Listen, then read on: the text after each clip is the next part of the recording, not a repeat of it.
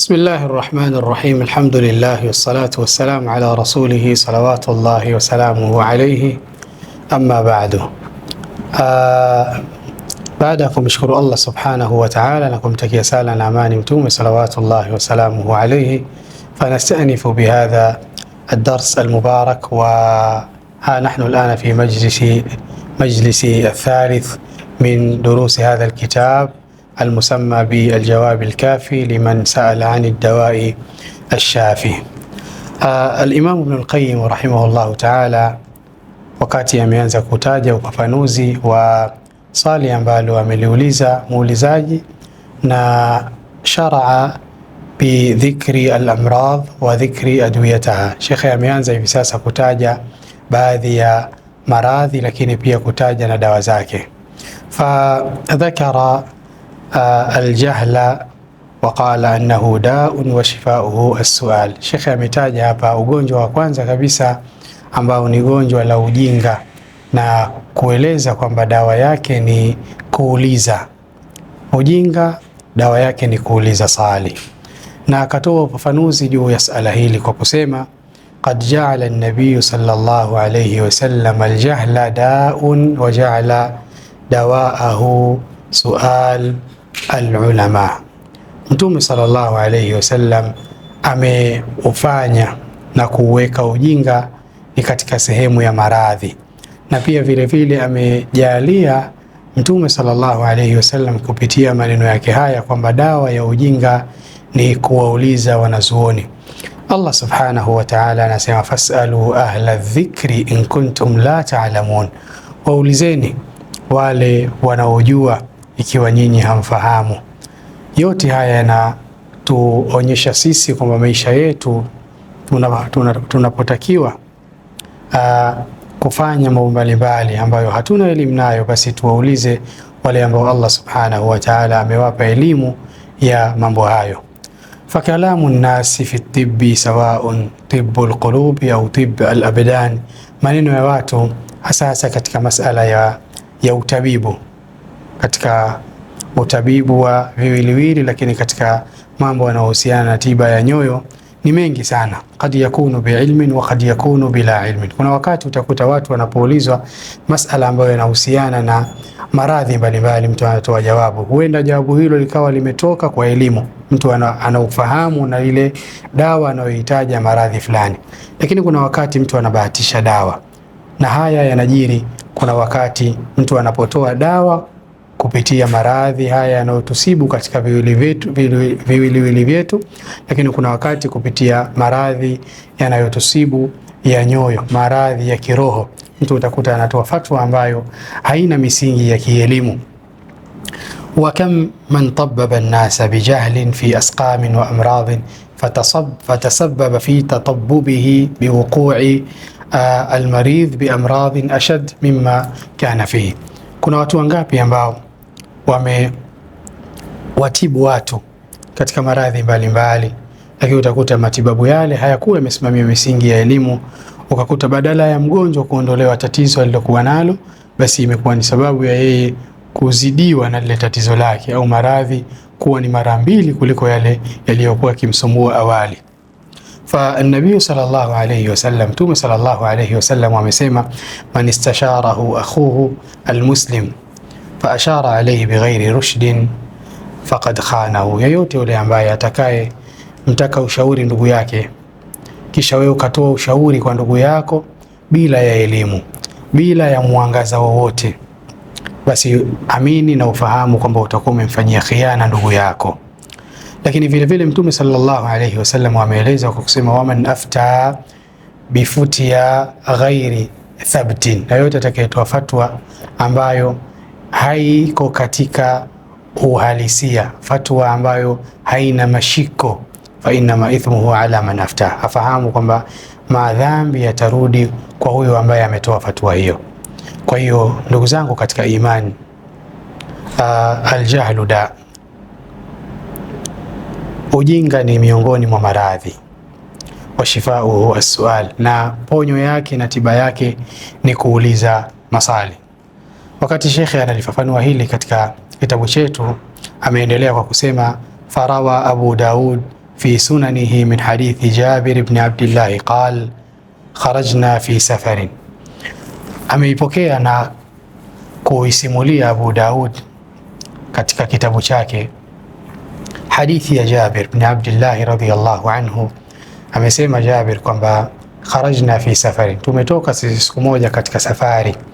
Fa asaba rajulan minna hajar, mmoja kati yetu akapatwa na tatizo ya kujigonga na jiwe.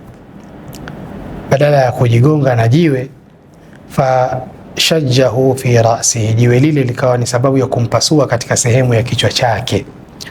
Thumma ihtalam, kisha akalala, lakini akapatwa na janaba katika usingizi wake. Fasaala ashabahu, wakati huo sasa anawajibika yeye ajitoharishe, akawauliza wale masahib zake aliyokuwa nao katika ile safari. Faqala, akasema huku akiuliza, hal tajiduna li rukhsatan fi tayammum, je, kutokana na tatizo langu ambalo limenifika hivi sasa, nyote mnaniona kwamba katika eneo la kichwa changu kuna jeraha, je, napata ruhusa yoyote ya kutayammam katika hili tatizo ambalo nimesibiwa nalo? Qalu, masahaba ridwanullahi alayhim waliokuwa nao wakasema, ma tajidu laka rukhsa, wewe hupati rukhsa yoyote katika sheria inayokufanya utayammam. Wa anta taqdiru ala alma'i, alhali wewe unaweza kutumia maji. Fakaannahum faradhu alayhi madha alwudhu wa istikhdam alma, ni kama kwamba wamemwajibisha yeye atumie maji, atie udhu badala ya kutayammam, akoge moja kwa moja atumie maji. Faghtasal, basi yule sahaba baada ya kuona wenzake wote wamemueleza hivyo na wamempa fatwa hii, akakoga. Famata, ikawa ni sababu kule kukoga kwake mwili wake kuingizia maji kumpelekea yeye kufariki. Falamma qadimna ala rasulillah, anaeleza Abdullah bin Jabir bin Abdullah kwamba pindi tulipofika kwa Mtume sallallahu alayhi wasallam, ukhbira bidhalika, Mtume alipewa habari kuelezwa kisa hiki. Faqala, Mtume akasema, qataluhu, Allah subhanahu wa ta'ala awalani. Mtume ametumia neno zito sana, lakini mimbabi zajar wa tahdidi, amekusudia kukemea vikali, ndio maana akatumia neno hili Mtume sallallahu alayhi wasallam, akasema qatalahumullah, wamemuua ndugu yao Allah subhanahu wa ta'ala, nao pia awalani, ai awaangamize. Lakini Mtume sallallahu alayhi wasallam ametumia maneno haya makali mimbabi tahdid, kwa kuonyesha kukemea vikali sana juu ya hili tukio ambalo wamemsababishia ndugu yao, wamemuondolea uhai wake. Mtume sallallahu alayhi wasallam akasema kwa kutupa sisi utaratibu na mwongozo, ala saalu idh lam ya'lamu, hivi hawakutakiwa wao kuuliza ilhali wao hawafahamu. Fa innama shifaa'ul ayyi as-su'al, Mtume akasema watambue kwamba tiba ya ujinga, tiba ya kutofahamu ni kuuliza swali. Innama kana yakfihi an yatayammam, ilikuwa inatosha kumwambia mwenzao ndugu yao atayammam peke yake, wa yasira au yasiba shakku rawi, na ilikuwa afunge katika ile sehemu ya kile kidonda chake au jeraha lake, yasira akifunge kile kidonda, au yasiba au akizungushie kidonda chake khirqa, kitambaa ambacho kitamzuia yeye asiweze kufikiwa na maji. Thumma yamsaha alaiha, kisha apanguse juu yake. Wayaghsila saira jasadihi, na kisha oshe mwili wake sehemu zote zilizobakia. Fa akhbara anna aljahla da'un wa anna shifaahu as-su'al, Mtume akatoa habari katika hadithi hii kwamba ujinga siku zote ni maradhi na tiba ya ujinga ni kuuliza swali. Qaulu nabii sallallahu alayhi wasallam, qauli hii ya Mtume sallallahu alayhi wasallam waliposema qataluhu qatalahumullah, kwamba wamemuua ndugu yao, Allah subhanahu wa ta'ala awalani, fihi khuturatul fatwa. Hapa tujifunze sisi Waislamu kwamba kuna ubaya na uzito wa kutoa fatwa bighairi ilmin, pasi na kufahamu. Kuna watu wanaulizwa maswali, lakini kutokana na haya aliyokuwa nayo anaona mimi nikisema la a'lamu, sina elimu ya jambo hili, anaona ni aibu kwake au ni fedheha. Lakini tufahamu kwamba khuturatu alfatwa bighairi ilmin amrun adhim, kutoa fatwa bila ya elimu basi ni jambo kubwa sana mbele ya Allah subhanahu wa ta'ala. Wa idha kana hadha au idha kana mithla hadha waqa fi zaman al-awwal, zaman an-nabi sallallahu alayhi wasallam, ikiwa jambo hili limetokezea kipindi cha uhai wa nani, wa maisha ya Mtume sallallahu alayhi wasallam, fa kaifa bil azminati al-mutaakhira, vipi katika zama zetu mambo haya kaifa intasharat wa sha'at fi hadhihi al-umma, ni kiasi gani yameenea katika umma wetu. Mashekhe wangapi leo, watu wangapi leo ambao yantasibuna ila al-islam, yantasibuna ila al-ilmi, watu wanajinasibisha na Uislamu, wanajinasibisha na elimu. Mtu anapoulizwa anatoa fatwa bighairi an yubali, bila ya kujali chochote. Mtu anaona kwamba kutoa fatwa bila ya elimu kwake yeye anaona ndo elimu, ndo ujuzi. Allahu almusta'an. Ikiwa jambo hili lilipatikana kipindi cha masahaba ridwanullahi alayhim, Mtume akawaambia maneno ya kuwajenga kwamba ala saalu idh lam ya'lamu, hivi kwa nini wasiulize ilhali wao hawafahamu. Haya maneno waliambiwa masahaba ridwanullahi alayhim. Fama a'dhama ma yaqa مثل هذا وأشد منه في فتاوى كثيرة تنتشر انتشار النار في الهشيم من خلال الأجهزة الإلكترونية.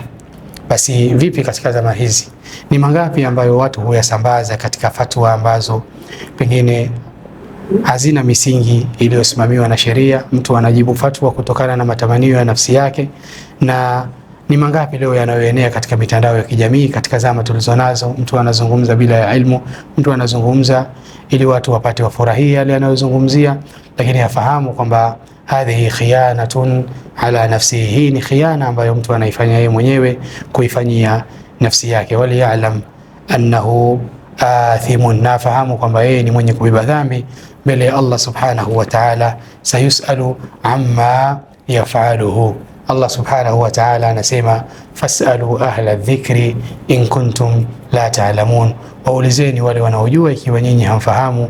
Aljahlu daun wa shifauhu sual, tufahamu kwamba ujinga ni katika maradhi hatari sana na dawa yake ni kuuliza swali. Hadha jawabun li hadha almarad, hili ni jawabu lililotolewa na al-Imam Ibn al-Qayyim al-Jawzi rahimahullahu ta'ala, akieleza kwamba miongoni mwa magonjwa hatari sana katika umma ni gonjwa la ujinga, lakini tiba yake, dawa yake ugonjwa huu ni kuuliza swali. Ala saalu idh lam ya'lamu fa innama shifaa'u al-ayyi su'al, hivi kwa nini wasiulize ilhali wao hawafahamu?